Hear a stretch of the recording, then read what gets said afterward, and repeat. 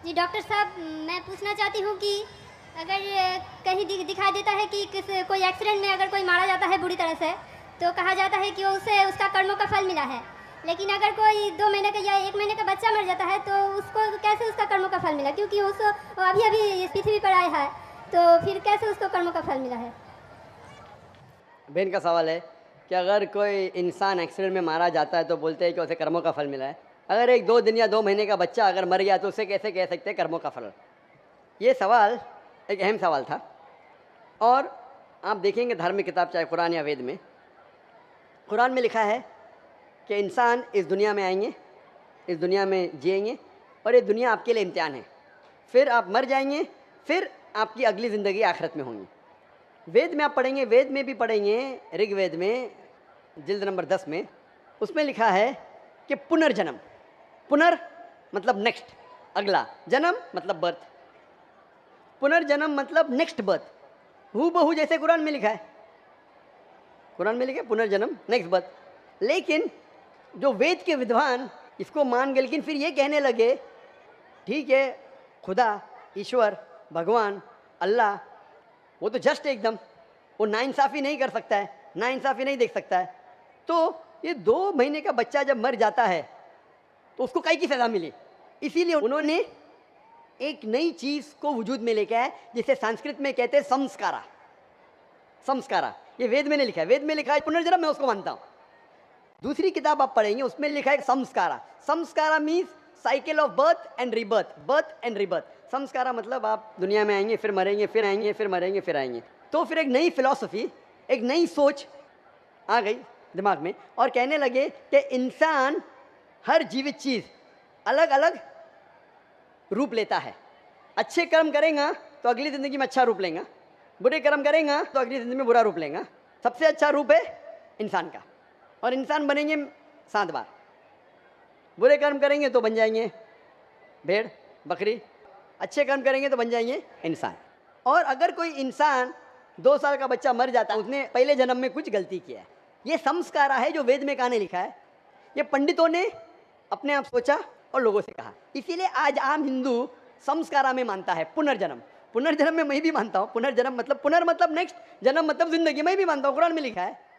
लेकिन पुनर्जन्म का ये नहीं मौत जिंदगी, मौत जिंदगी, पुनर्जन्म नेक्स्ट जिंदगी, मैं मानता हूँ उसमें, कुरान में भी लिखा है। लेकिन ये पुनर्जन्म को ऐसा रंग दिया गया है कि आप दुनिया में आते, फिर मरेंगे, फिर आएंगे, फिर मरेंगे, फिर आएंगे। तो 2 साल का बच्चा मर गया, उसकी क्या गलती थी? तो ये लोग सोच नहीं पाए, लेकिन इसका जवाब कुरान में है।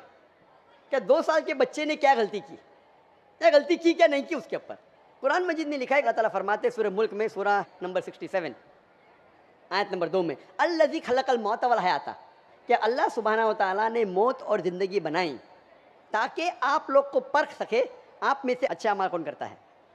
तो ये ज़िंदगी हमारे लिए एक इम्तिहान है और इम्तिहान के उसूल दिए गए हैं। और अल्लाह सुब्हानहू व तआला हर इंसान को अलग अलग तरीके से जांचता है। एग्जामिनेशन पेपर हर साल बदलता है क्या? नहीं बदलता है ना। अगर एग्जामिनेशन पेपर कठिन है, क्वेश्चन पेपर, तो उसका जो करेक्शन है वो एग्जामिनर आसान करता है। अगर एग्जामिनेशन पेपर आसान है तो करेक्शन कठिन होता है। तो इसी तरीके से कुछ लोग को अल्लाह ने गरीब बनाया, कुछ लोग को अमीर बनाया, कुछ लोग को सेहतमंद बनाया, कुछ लोग को बीमार बनाया। किधर भी नहीं लिखा है कुरान में कि गरीब इंसान अच्छा है कि अमीर इंसान अच्छा, या सेहतमंद जन्नत में जाएगा या बीमार जन्नत में जाएगा। अल्लाह ताला जांचना चाहता है कि अगर मैं इसको अमीर बनाया तो कुरान का उसूल है उसको ज़कात देना चाहिए। 2.5% अपने निसाब से ज़्यादा जितना पैसा उसके पास है, 85 ग्राम सोना से ज़्यादा पैसा है, 2.5% उसको हर साल, हर कमरी साल उसको देना चाहिए ज़कात में। अमीर तो बन गया, वो गरीब आदमी को 0 देने का। तो ज़कात के सवाल जवाब में उस गरीब इंसान को 100 में से 100 मार्क्स, वो अमीर इंसान शायद देगा ही नहीं तो 0 मिल गया, बेचारा फेल हो जाएगा। या हो सकता है कि आधा देता है तो कम मार्क्स मिलेंगे। तो यहाँ हम बोलते गरीब इंसान, अरे बेचारा, बेचारा क्या, उसको 100 में से 100 मार्क्स मिल गए, ज़कात में उसको 100% मार्क्स, वो अमीर इंसान के लिए इम्तिहान है। इसीलिए अल्लाह के रसूल फरमाते कि गरीब इंसान को जन्नत जाना और आसान है बनिस्बत अमीर को। और जितने साहबा जो अमीर थे उनसे पूछता ज़्यादा होंगी, साहबा थे अल्लाह के रसूल के करीब थे, फिर भी उनकी पूछता ज़्यादा हुई। अल्लाह ने पैसे दिए, क्या किया उसका तुमने? आप समझ रहे ना। तो इसीलिए अल्लाह ताला डिफरेंट लोग को डिफरेंट तरीके से टेस्ट करता है। कुछ आदमी को अच्छी सेहत देता है, कुछ आदमी को बीमार बनाता है। अभी एक इंसान है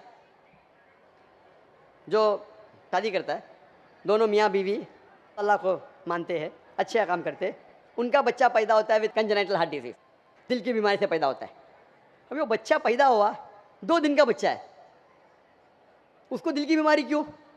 अल्लाह ताला टेस्ट कर रहा है उसके माँ बाप को। कुरान क्या आयत है कि तुम्हारे बच्चे, तुम्हारी दौलत तुम्हारे लिए इम्तिहान है, एक फितना है। फितना अरबी में मानी इम्तिहान, उर्दू में फितना के 2 मानी होते हैं, एक होता है फितना, एक होता है इम्तिहान। तो कुरान मजीद में फितना जब कहा गया वो इम्तिहान है। आपके बच्चे, आपकी दौलत आपके लिए इम्तिहान है। ज़्यादा दौलत है तो खैरात में देना चाहिए, बच्चे हैं तो आपके लिए इम्तिहान है। तो अल्लाह ताला टेस्ट करना चाहते उन मियाँ बीवी को कि अगर मैं उनके लिए ऐसा बच्चा पैदा करूं जिसको हार्ट डिजीज है, फिर भी वो मेरे पे ईमान लाते क्या नहीं। जितनी कठिन इम्तिहान उतनी डिग्री ऊंची। आप बीए के लिए अपेयर होंगे तो आपको सिंपल ग्रेजुएशन बीए मिलता है। अगर एमबीबीएस के लिए अपेयर होते, जैसा पास होता है आपके नाम के आगे लगता है डॉक्टर, बट एमबीबीएस एग्जाम पास करना बीए से बहुत कठिन है। मैं भी एमबीबीएस पास किया, छोड़ दिया, लेकिन क्योंकि मैं डॉक्टर से और अच्छे मैदान में आ गया, दावत के मैदान में आ गया। वो जो कह रही है बहन, क्या वो 2 साल के बच्चे की क्या गलती, क्या उम्र क्या? कभी भी कुछ भी परेशानी किसी इंसान को आती है तो 2 चीज़ हो सकती है। हो सकता है कि वो उसके लिए पनिशमेंट है, पनिशमेंट, या उसके लिए इम्तिहान है, एक टेस्ट है। अगर मुश्किलात पेश आती है, हो सकता है कि वो सज़ा है उसके लिए या इम्तिहान है। अगर वो इंसान सही रास्ते पे है तो उसके लिए इम्तिहान है, अगर गलत रास्ते पे तो उसके लिए सज़ा है। तो हर इंसान को जब भी मुश्किलात पेश आती है उसे अपने गिरबान में झाँक के देखना चाहिए, मैं कुछ गलती कर रहा हूँ क्या नहीं, मैं कुरान और हदीस के मुताबिक चल रहा हूँ क्या नहीं। अगर चल रहा हूँ तो बोलना अल्हम्दुलिल्लाह ये मेरा इम्तिहान है, अगर नहीं चल रहा हूँ तो भाई चलना शुरू कर। उसी तरीके से कुछ भी अच्छी चीज़ ज़िंदगी में होती वो 2 हो सकता है, इधर ये रिवॉर्ड है, रिवॉर्ड, या आपके लिए टेस्ट है। हो सकता है कि आपके लिए कोई इनाम है या आपके लिए इम्तिहान है। तो ये जो टेस्ट होता है, एक इंसान कार एक्सीडेंट में मर जाता है तो अल्लाह ताला बोलता है ये इंसान का टेस्ट है 40 साल के लिए। 40 साल जब पूरा हो जाता है उसका टेस्ट खत्म, घंटी बज जाती, वो एक्सीडेंट में मर गया। वो बच्चे का इम्तिहान 2 साल के लिए था, वो बच्चा मासूम है, कुछ गलती नहीं की जन्नत में जाएगा। टेस्ट था उसके वालिदैन के लिए, उसके माँ बाप के लिए, कि माँ बाप जब 2 साल का बच्चा मरता है फिर भी अल्लाह पर यकीन रखते क्या नहीं। तो वो बच्चा अगर कोई गुनाह नहीं करता वो डायरेक्ट जाता है जन्नत में। वो माँ बाप का टेस्ट है कि वो बच्चा मरने के बाद फिर भी अल्लाह पे यकीन रखते हैं क्या नहीं। तो वो उनके लिए इम्तिहान है। किधर भी नहीं लिखा है कुरान या हदीस में कि अगर वो बच्चा 2 साल का है कि उसके लिए सज़ा है। वो सज़ा किधर है, उसका इम्तिहान ख़त्म हो गया। 2 साल तक इम्तिहान था, टेस्ट पेपर ख़त्म। और हर बच्चा जब पैदा होता है वो मासूम होता है। बच्चा अगर मरा तो इंशाअल्लाह वो जन्नत में जाएगा। बड़े होने के बाद जब अल्लाह आपको जहन देता है, आपको सोचने की क़ुव्वत देता है, आप डिसीजन खुद ले सकते हैं। फिर अगर आप गलती किए तो आप जिम्मेदार है, अगर अच्छे काम किए तो आप जिम्मेदार है। इसीलिए जब आप बालिग होते हैं तो फिर आप पे जिम्मेदारी होती है कि आप अल्लाह सुब्हानहू व तआला, खुदा ईश्वर की बात पे अमल कर रहे हैं क्या नहीं। आज इतना बड़ा मजमा है माशाअल्लाह, लाखों लोग, 5 लाख 10 लाख कितने पता नहीं, लेकिन माशाअल्लाह हज़ारों की तादाद में गैर मुस्लिम भी है, हज़ारों की तादाद में गैर मुसलमान भी है। आपने मेरा पैगाम सुना, अभी आप जब घर जाएंगे तो आपसे पूछ भी होंगी ना ऊपर से कि आपने पैगाम सुना, अमल किया कि नहीं। अगर पैगाम सही नहीं लगा तो सवाल क्यों नहीं पूछे, अगर सही लगा तो अमल क्यों नहीं किए। तो उस तरीके से अल्लाह ताला इम्तिहान लेता है लोगों का। अगर पैगाम सुनने के बाद फिर भी आप अमल नहीं करें तो आखिरत में आप जवाब क्या देंगे। आप ये नहीं बोल सकते ना मुझे किसी ने नहीं कहा। वो था एक जाकिर आदमी जो था, मुंबई से आया था, उसने तो कहा, तो आपने क्यों नहीं उसके ऊपर अमल किया। अगर उसका पैगाम गलत था तो क्यों नहीं उसे पूछा। तो मैं मेरा पैगाम पहुँचाने के अलावा आपको मौका देता हूँ भाई पूछने के लिए, आप पूछ सकते। तो मेरी जिम्मेदारी पूरी। फ़ज़क्किर इन्नमा अंत मुज़क्किर, अल्लाह ताला कहते हैं कि रसूल से, चैप्टर नंबर 88 सूरह गाशिया में वर्स नंबर 21-22, फ़ज़क्किर इन्नमा अंत मुज़क्किर, आपका काम है पैगाम पहुँचाना, हिदायत देना अल्लाह के हाथ में। तो मैं सिर्फ पैगाम पहुँचा रहा हूँ। तो उस बच्चे की कोई गलती नहीं, ना उसने कुछ गुनाह किया, वो टेस्ट है, इम्तिहान है उसके वालिदैन के लिए। जिस तरीके से कुरान में कहा गया है कि आपके बच्चे, आपकी दौलत आपके लिए इम्तिहान है। खूब ध्यान से